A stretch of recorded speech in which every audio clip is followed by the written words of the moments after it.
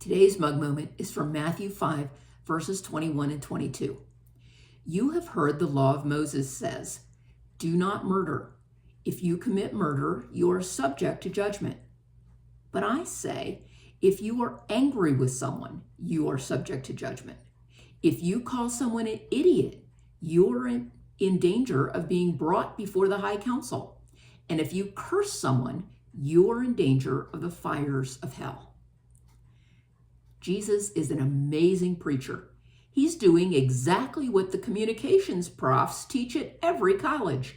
Start with something your audience knows and then take it a step further. The crowd knew that the law forbid murder, and I'm sure all of us are in complete agreement. Murder is wrong and should be judged harshly. But Jesus takes that notion and builds on it, telling the crowd that even if you're angry with someone, you should be judged.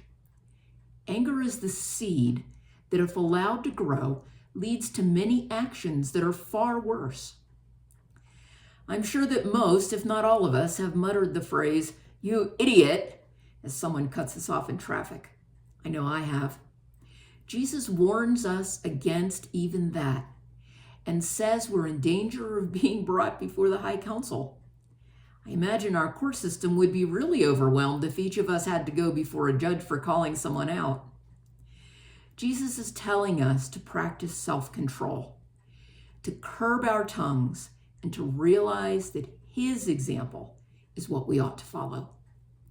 As you pray today, ask God to forgive you for the times your tongue got you into trouble and was the source of sin in your life, and ask him to enable you to love your neighbor as he loves us.